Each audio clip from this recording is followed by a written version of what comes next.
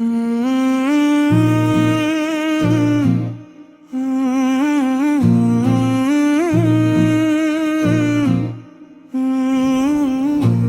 مدینے کے تاجدار، ہم پہ کرم فرمائیے، اپنی رحمت کی نظر سے دل ہمارا سجائیے۔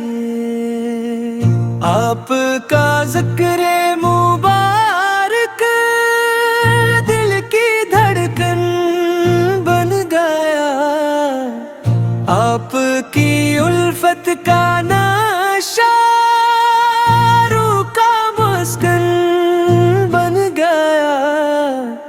جب بھی مشکل وقت آیا، نام آپ کا لے لیا، دل کو پھر تسکین ملی، غم کو دل سے دے دیا۔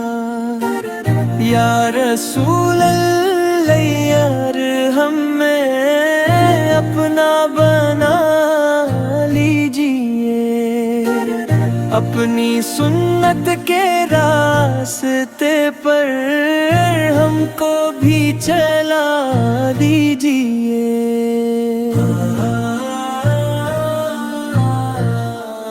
مدینے کی حاضری کا خواب آنکھوں میں سجا ہے، آپ کے در کی زیارت دل کی سب سے بڑی دعا ہے۔ اے مدینے کے تاجدار، ہم پہ کرم فرمائیے، اپنی رحمت کی نظر سے دل ہمارا سجائیے۔